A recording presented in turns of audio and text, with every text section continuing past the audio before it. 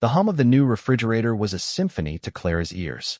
It was a sleek, stainless steel behemoth, a far cry from the ancient, avocado green monstrosity that had haunted her kitchen for years. The old fridge had been a relic from the 70s, a hand-me-down from her grandmother, and it had finally given up the ghost last month. Clara had spent weeks saving, scouring online deals, and finally, after what felt like an eternity, she had managed to purchase this gleaming Silver Sentinel. The delivery had been an ordeal in itself. The delivery guys had grunted and struggled to maneuver the massive appliance through the narrow doorway of her small, quaint house. But once it was in place, Clara felt a sense of triumph. She stocked it with fresh produce, ice-cold beverages, and enough leftovers to feed a small army. The sheer joy of owning a functioning, modern appliance had lulled her into a deep, contented sleep. But that blissful slumber was shattered by a jarring bang. The sound resonated through the walls of her small house, dragging her from her dreams with the force of a physical blow. Groggy and disoriented, Clara stumbled out of bed, her heart hammering against her ribs. What in the world? Peeking through the blinds, she froze. There, on her driveway, bathed in the harsh afternoon sunlight, was her fridge. Her beautiful, brand-new silver fridge. And behind it, huffing and puffing, was Margaret, the neighborhood's notorious busybody. Margaret was a woman whose subtle, and sometimes not so subtle, racist remarks had made life uncomfortable for many of the residents in the small, tight-knit community. She was struggling to maneuver the fridge onto a dolly, her face contorted with effort. Rage, hot and sudden, flooded through Clara. Before she even realized what she was doing, she was outside, barefoot and furious. "Margaret, what do you think you're doing?" Clara demanded, her voice rising with each word. Margaret, caught red-handed, straightened up, her eyes widening in feigned innocence. Then, a familiar sneer twisted her lips. "What does it look like? I'm just moving this eyesore. It's blocking the light into my petunias, and frankly, it probably attracts undesirable elements to the neighborhood. That's my refrigerator. I just bought it yesterday. Are you stealing it?" Clara's voice was sharp, her anger barely contained. "Stealing? Don't be ridiculous," Margaret scoffed. "I thought someone had dumped this junk here. It's clearly abandoned. Besides, who would want such a vulgar modern thing? It doesn't fit the aesthetic of this neighborhood at all. The audacity of it." Margaret was not only trying to steal Clara's fridge, but was also gaslighting her, all while peppering her words with thinly veiled prejudice. "Get off my property, Margaret, and leave my fridge alone." Clara stepped closer, intending to physically push her away from her appliance. That's when Margaret screamed. The scream was high-pitched, theatrical, and utterly absurd. Margaret clutched at her chest, her eyes wide with manufactured terror. "Help! Help! I'm being attacked. This woman is attacking me. She's gone completely crazy." Clara's jaw dropped. She was the one being robbed in broad daylight, and yet Margaret was the one playing the victim. Clara couldn't believe the sheer brazenness of her performance. "Margaret, stop it. You're the one stealing my fridge," Clara shouted, but Margaret ignored her. Instead, she fumbled in her purse and pulled out her cell phone. 911, what's your emergency?" "Yes, I'm being attacked. A neighbor is assaulting me on her property. She's completely out of control. Please send help immediately." Clara watched in stunned disbelief as Margaret spun her elaborate lie to the 911 operator. She described in lurid detail how Clara had supposedly flown into a rage for no reason, how she was threatening her, and how she feared for her life. It was a masterful piece of manipulative theater designed to paint Clara as the aggressor and Margaret as the innocent victim. As Margaret spoke, Clara considered grabbing her phone and calling 911 herself to report the theft. But the police would be here any minute, and she figured the truth would come out eventually. She just needed to remain calm and explain the situation clearly. Within minutes, flashing lights appeared at the end of the street, growing brighter as they approached. 2 police cars pulled up to the curb, and 2 officers, a man and a woman, emerged, their expressions serious and assessing. Margaret, seeing her audience arrive, amplified her performance. She sobbed dramatically, clutching at her throat and pointing at Clara with a trembling finger. "Officer, thank goodness you're here. She just went berserk. I was just trying to be neighborly and move this eyesore, and she just attacked me." The female officer approached Clara, her gaze steady. "Ma'am, can you tell me what's going on here?" Clara took a deep breath, trying to quell the frustration that threatened to boil over. "Officer, that woman is lying. She was trying to steal my new refrigerator. I caught her red-handed, and now she's pretending I attacked her." She gestured to the silver fridge sitting precariously on the dolly. "That's my brand new fridge. I bought it yesterday." The officer glanced at the refrigerator, then back at Clara. "All right, ma'am. Just stay calm. We'll get to the bottom of this." Her tone was neutral, but Clara could see a flicker of skepticism in her eyes. Margaret's performance was apparently quite convincing. The officers separated them, taking Margaret to one patrol car and Clara to the other. Clara explained her side of the story, emphasizing that she had just caught Margaret attempting to steal her refrigerator. She described the purchase, the delivery, and her afternoon nap, all interrupted by the loud bang outside. She also mentioned Margaret's history of making prejudiced remarks and creating tension in the neighborhood. The female officer listened attentively, taking notes. "Do you have any proof of purchase for the refrigerator, ma'am?" "Yes, I have the receipt on my phone, and I can probably pull up the bank statement as well," Clara replied. Meanwhile, the male officer was questioning Margaret. Clara could hear snippets of their conversation, enough to gather that Margaret was sticking to her story of innocent neighborliness and unprovoked attack. After a while, the officers conferred, their voices low and serious. Then, the female officer approached Clara again. "Ma'am, we need to take a look around your property, just to ensure there are no signs of a struggle and to verify your account of the events."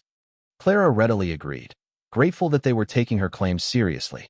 They started by examining the fridge, noting the delivery stickers and the lack of any damage that might suggest it had been abandoned.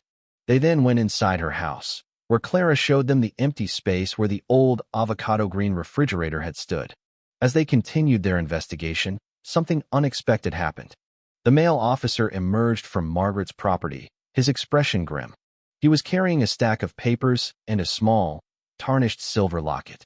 "Ma'am," he said, addressing Clara, "we found something during our investigation of MS. Margaret's property. It might be relevant to your case." He explained that they had been searching Margaret's house for any evidence that supported her claims of being assaulted. Instead, they stumbled upon a hidden compartment in her attic. Inside, they found a collection of documents, including copies of fraudulent insurance claims, letters detailing schemes to defraud local businesses, and a disturbing journal filled with racist and hateful rants. The locket, he added, had been reported stolen from a nearby antique store several months ago. The air crackled with a newfound tension. The officer's demeanor shifted, and Clara could see a dawning realization in their eyes. Margaret's carefully constructed facade of innocence was beginning to crumble. The discovery of the hidden compartment and its incriminating contents sent shockwaves through the investigation. The officers immediately shifted their focus from a simple neighborhood dispute to a full-blown criminal investigation. They questioned Margaret more intensely, confronting her with the evidence they had found. At first, Margaret vehemently denied everything, claiming the documents were planted and the stolen locket was a misunderstanding. But as the officers pressed her, her carefully crafted story began to unravel. Her voice trembled, her eyes darted nervously, and her carefully rehearsed lies crumbled under the weight of the evidence. It turned out that Margaret had a long history of dishonest behavior.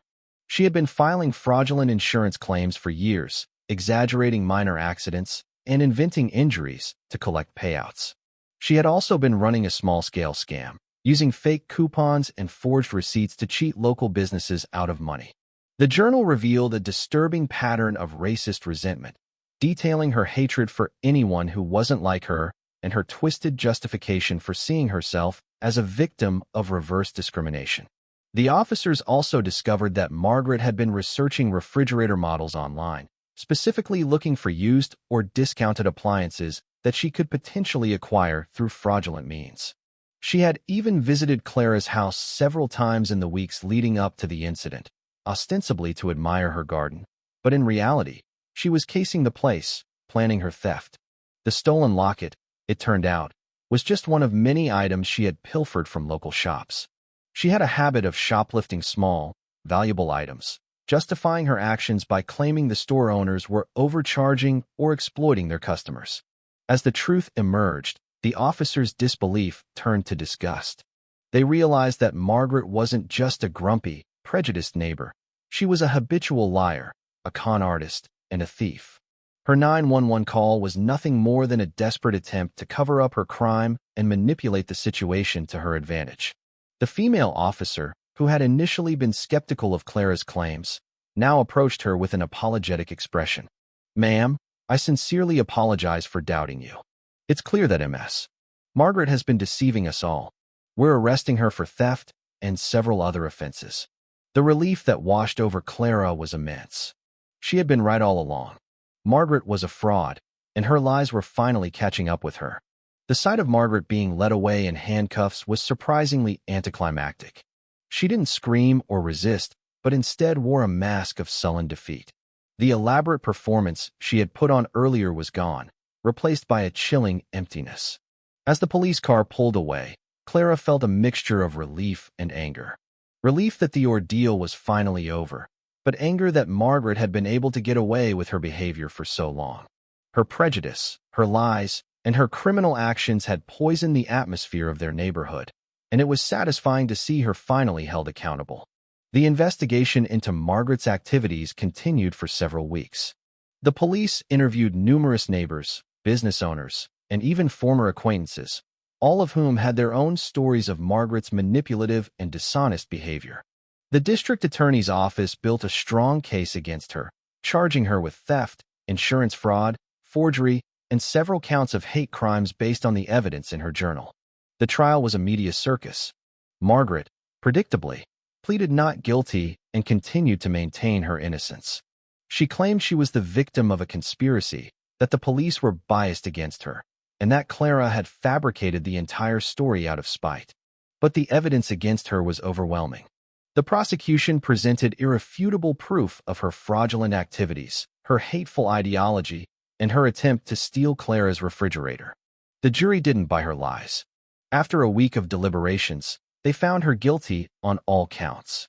Margaret was sentenced to a lengthy prison term. The judge, in his sentencing statement, condemned her actions, emphasizing the harm she had caused to the community and the importance of holding her accountable for her crimes. In the aftermath of the trial, the neighborhood slowly began to heal. People who had been afraid to speak out against Margaret's prejudice came forward, sharing their experiences and finding solace in their shared experiences. The collective feeling was that of lifting a heavy burden, a sense of freedom from Margaret's oppressive presence. Life in the neighborhood gradually returned to normal, though the memory of Margaret's actions lingered. Clara's new refrigerator, now safely installed in her kitchen, became a symbol of resilience and justice. Every time she opened its gleaming silver door, she was reminded of the day Margaret's lies backfired and the truth prevailed. The experience taught Clara a valuable lesson about the importance of standing up against injustice, even when it's uncomfortable or frightening. It also highlighted the insidious nature of prejudice and the damage it can inflict on individuals and communities. While Margaret's conviction brought a sense of closure, it didn't erase the underlying issues that had allowed her to thrive for so long. Her actions served as a stark reminder that prejudice and dishonesty can take many forms and that vigilance is essential in combating them.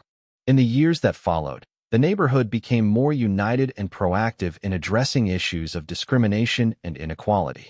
They organized community events, supported local charities, and worked to create a more inclusive and welcoming environment for everyone. As for Clara, she learned to trust her instincts and to speak out against injustice whenever she saw it. And she made sure to keep a watchful eye on her refrigerator, just in case. But most importantly, she learned that even in the face of adversity, the truth will always find a way to shine through, and that justice, however delayed, is ultimately worth fighting for. The silver giant in her kitchen stood as a silent testament to that truth, a reminder that even the most audacious lies can be exposed, and that even the most hardened hearts can be held accountable. And all because of a stolen fridge. The days following Margaret's arrest were a whirlwind of activity for Clara. The police had taken her statement multiple times, and she had spent hours recounting the events of that fateful afternoon. The media had caught wind of the story, and Clara found herself fielding calls from reporters eager to get her side of the story. She declined most of the interviews, preferring to let the legal process play out without her interference. But the attention wasn't entirely unwelcome. For the first time in years, Clara felt a sense of vindication. The neighborhood, once divided by Margaret's toxic influence, was beginning to come together. People who had been silent for so long were finally speaking out, sharing their own experiences with Margaret's prejudice and manipulation. Clara's refrigerator, once a source of pride, had now become a symbol of justice. Neighbors would stop by to admire it, not just for its gleaming exterior, but for what it represented. It was a reminder that even in the face of adversity, the truth could prevail. But not everyone was quick to celebrate. There were still those in the neighborhood who had been swayed by Margaret's charm and lies. Some questioned Clara's motives, suggesting that she had exaggerated the events to make herself look like a hero. Others whispered that Margaret had been unfairly targeted, that the police had been too quick to believe Clara's story. Clara tried not to let the doubters get to her. She knew the truth, and she had the evidence to back it up. But the whispers still stung, a reminder that not everyone was ready to let go of the past. The trial of Margaret was the talk of the town. The courtroom was packed every day, with reporters and curious onlookers jostling for a seat. Clara was called to testify, and she spent hours on the stand, recounting the events of that afternoon in excruciating detail. Margaret's defense attorney was relentless, trying to poke holes in Clara's story and casting doubt on her credibility. But Clara held her ground, her voice steady as she recounted the lies and manipulation that had nearly cost her her refrigerator and her peace of mind. The prosecution presented a mountain of evidence against Margaret, from the fraudulent insurance claims to the stolen locket found in her attic. The journal, filled with hateful rants and racist ideology, was the most damning piece of evidence. It painted a picture of a woman consumed by prejudice and willing to do whatever it took to get what she wanted. Margaret took the stand in her own defense, but her performance was unconvincing. She tried to paint herself as the victim, claiming that Clara had set her up and that the police had planted the evidence. But her lies were transparent, and the jury saw through them. After a week of deliberations, the jury returned with a verdict, guilty on all counts. Margaret was sentenced to a lengthy prison term, and the judge delivered a scathing rebuke of her actions, emphasizing the harm she had caused to the community. Clara felt a sense of relief as the verdict was read, but it was tempered by the knowledge that the scars Margaret had left on the neighborhood would take time to heal. In the months that followed, the neighborhood began to heal. The community came together in ways it never had before, organizing events and initiatives to promote inclusivity and combat discrimination. Clara found herself at the center of it all, her experience with Margaret giving her a newfound sense of purpose. She became an advocate for justice, speaking out against prejudice and inequality whenever she saw it. Her refrigerator, once a source of pride, had now become a symbol of resilience and the power of standing up for what's right. But Clara knew that the fight was far from over. Margaret's actions had exposed the deep-seated issues that still plagued their community, and it would take more than a single victory to overcome them. As she stood in her kitchen, gazing at the gleaming silver door of her refrigerator, Clara felt a sense of hope. The truth had prevailed, and justice had been served. But more importantly, the neighborhood had come together, united in their determination to create a better, more inclusive future. And Clara knew that, no matter what challenges lay ahead, they would face them together. The conviction of Margaret sent shockwaves through the small town of Willow Creek. For years, she had been a prominent figure in the community, known for her sharp tongue and her ability to manipulate situations to her advantage. Her arrest and subsequent trial had exposed a darker side of the town, one that many had chosen to ignore. But now, with Margaret behind bars, the community was forced to confront the prejudices and injustices that had been allowed to fester for far too long. Clara, once a quiet and unassuming member of the neighborhood, found herself thrust into the spotlight. Her courage in standing up to Margaret had inspired others to come forward with their own stories of discrimination and mistreatment. The local newspaper ran a series of articles highlighting the experiences of those who had been marginalized by Margaret's actions, and the town council held a special meeting to address the issues that had been brought to light. But not everyone was ready to embrace the change. There were still those who believed that Margaret had been unfairly targeted, that her arrest was the result of a personal vendetta rather than a genuine pursuit of justice. These individuals, many of whom had been close to Margaret, began to push back against the growing movement for inclusivity and equality. Clara found herself at the center of this backlash. She received anonymous letters accusing her of being a troublemaker, of stirring up trouble where none existed. Some of her neighbors began to avoid her, crossing the street when they saw her coming or turning away when she tried to strike up a conversation. It was a painful reminder that, while Margaret's arrest had been a victory, the fight for justice was far from over. As the weeks turned into months, Clara began to notice strange occurrences around her home. Her mailbox was vandalized, the contents scattered across the lawn. Her car was keyed in the middle of the night, the deep gouges in the paint a stark reminder of the hostility that still lingered in the neighborhood. And then there were the phone calls, late at night, with no one on the other end, just the sound of heavy breathing before the line went dead. Clara tried to brush it off, telling herself that it was just a few disgruntled individuals who were upset about Margaret's arrest. But deep down, she knew that it was more than that.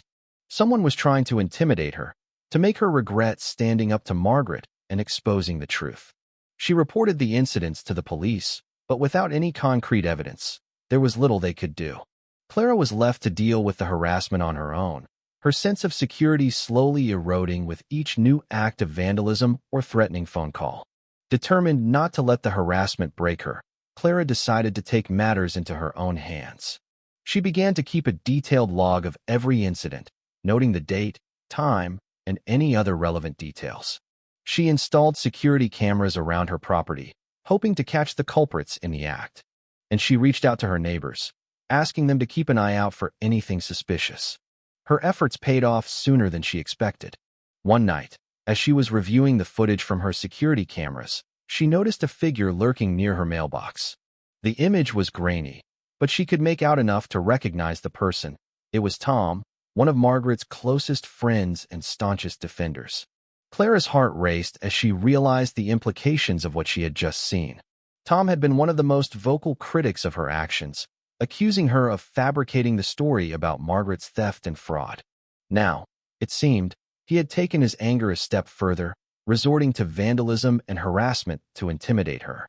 She immediately contacted the police, providing them with the footage and her log of incidents. The officers were quick to act, and within hours, Tom was brought in for questioning. The interrogation room was cold and sterile, the harsh fluorescent lights casting long shadows on the walls. Tom sat at the table, his arms crossed and his expression defiant. He denied any involvement in the harassment, claiming that he had been at home all night and that the footage must have been doctored. But the evidence against him was overwhelming. The security footage clearly showed him tampering with Clara's mailbox, and when the police searched his home, they found a set of keys that matched the scratches on Clara's car. Faced with the mounting evidence, Tom's bravado began to crumble. Finally, he broke down and confessed. He admitted that he had been the one behind the vandalism and the threatening phone calls, driven by a desire to avenge Margaret and punish Clara for what he saw as her betrayal of the community. Tom's arrest sent shockwaves through the neighborhood. Many of those who had been sympathetic to Margaret's cause were forced to confront the reality of what their support had enabled.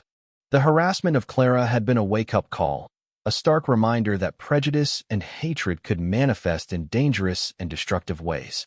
The town council held another meeting, this time to address the issue of harassment and intimidation.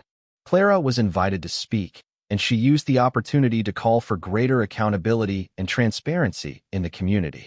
She urged her neighbors to stand together against hatred and discrimination, to create a safe and inclusive environment for everyone. Her words resonated with many in the audience, and by the end of the meeting, there was a palpable sense of unity and determination. The community had been shaken, but it was also stronger, more aware of the need to stand up against injustice and support those who were willing to fight for what was right. In the months that followed, the neighborhood began to heal. The incidents of harassment stopped, and the sense of unease that had hung over the community began to dissipate. Clara's refrigerator, once a symbol of her struggle, became a beacon of hope and resilience.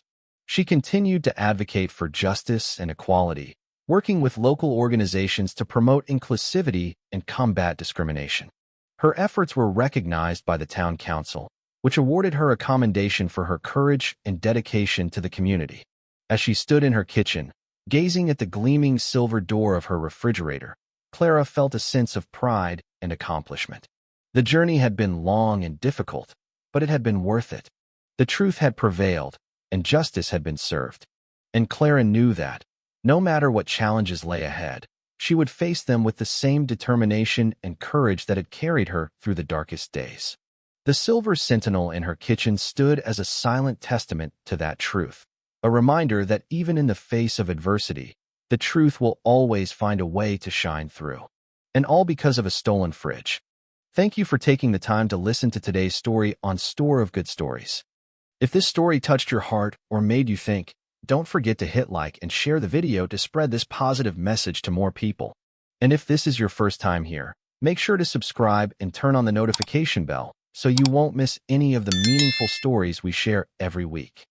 Your support is the biggest motivation for Store of Good Stories to keep bringing heartfelt and valuable stories to you. See you in the next video.